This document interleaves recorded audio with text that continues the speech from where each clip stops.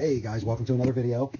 We're going to set the stage here. First thing, you're probably asking yourself, why are we watching a football video? Well, you guys should know by now we've tied together, boxing, what else we do, golf, tennis.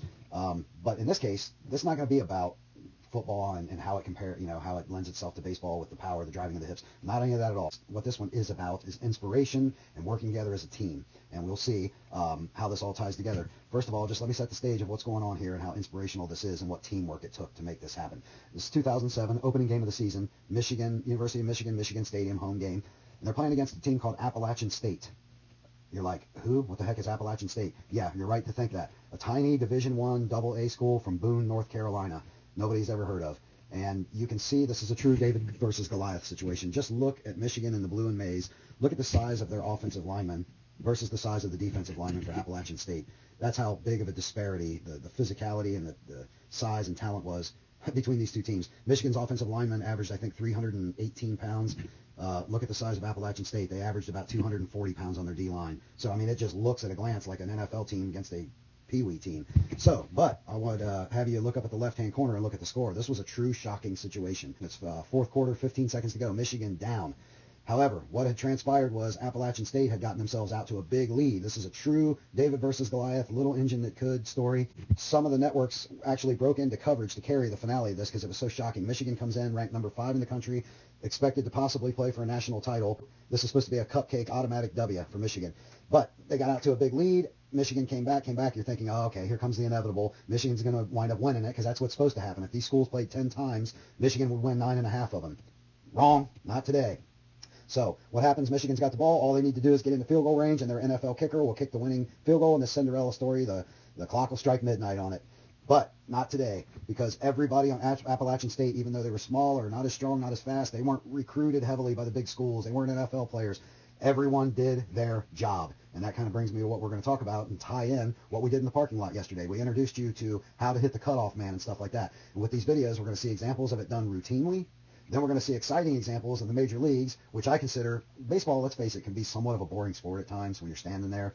But the game within the game is where it's exciting, and the most exciting play for me in the game of baseball is the relay throw to nail a base runner. And we'll just see how this unfolds and the teamwork it takes behind it to make it happen. It's not just somebody being a hero with a gigantic arm or whatever. We'll see. So let's go ahead and roll forward and watch this outcome. This is really cool, and then we'll get it to baseball. A lot of pressure on them. They can't let anyone behind them.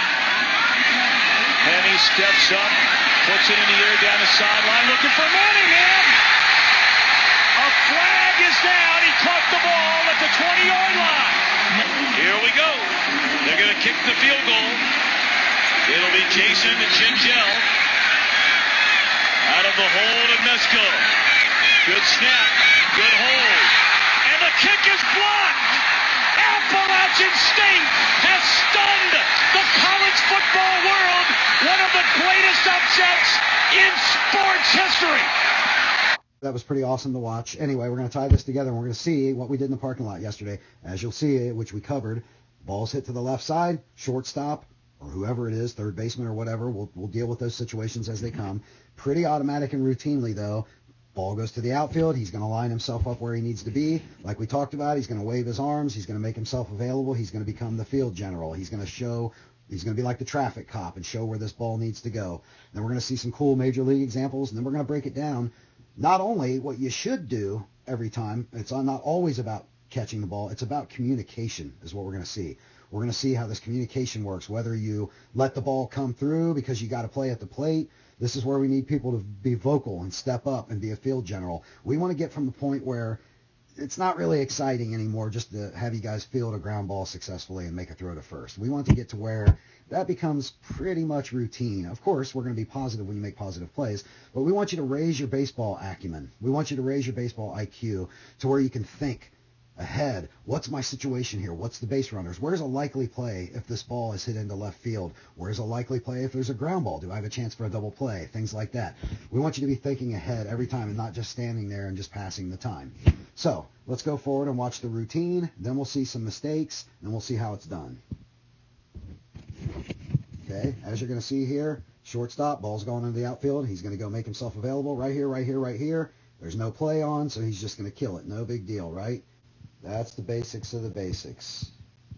You get it. Now here's a little different situation. Ball's ripped into left field. So, situationally, that outfielder probably had an idea where he was going to go with it. But not only that, this field general here is probably yelling at him exactly where to go. He's probably saying, 2, 2, 2. Because as you can see, this kid rounding third, the base runner rounding third, the ball's still here. Does he have any chance of throwing this guy out at the plate? No. He could crawl home from there and make it. There's no way. So they're going to think smart, and they're going to say 2, 2, 2, because there's a possible play on there, which you can see. They cut it off because they couldn't get him. The shortstop determined, and he doesn't have a realistic play because look how deep that ball is in the outfield. So he's just going to get it and, wing it on into second. So the second baseman will be covering. No big deal. And we're going to see a little different scenario here. Hit to the right side. Where's he going with it? Bang. Second baseman is out there on patrol saying, here, here, here, right here. So this guy, if you notice, if you check this out, here's where it's the game within the game. Okay, this guy's back is turned, right? The second baseman. He doesn't know what's going on behind him. So who's he going to rely on? He's going to be relying on this guy who's going to be shouting, kill it, kill it, kill it, or whatever. Or he's going to be saying, 4, 4, 4, because we got to play at the plate, right? Okay, that's the teamwork.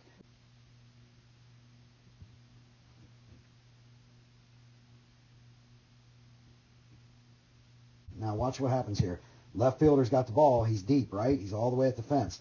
This is where there's a mistake made. This is probably a lower level of baseball, so they're not quite as, whatever you want to call it, well-versed. Okay, so here's where a mistake was made. Look how far, here's the base runner over here. Look how far he is off this bag by the time the ball is already at the cutoff man. So the cutoff man in this case did his thing. He went out there. That's lovely. That's wonderful. He went out there to be the cutoff. But what he probably should have been saying, or another thing that should have happened, he probably should have been saying 3, 3, 3, or better yet, this guy right here should have been the field general at this point, or this guy, whoever's in the best position, the pitcher, the third baseman. This is where the third baseman ultimately knows, look how far away this guy is, and he thinks he's going to get here. No, we're going to hose him. So he's going to be, the third baseman's going to be yelling out, and he's going to be saying 3, 3, 3. So what's going to happen? This shortstop is going to know, because he's yelling 3 at him, the shortstop's going to know the play is at third. So what he's going to be doing, instead of taking this here and making 2 big angles, now you got to cover this angle, then this angle on this throw. So what looks like this kid here is going to be out by a mile.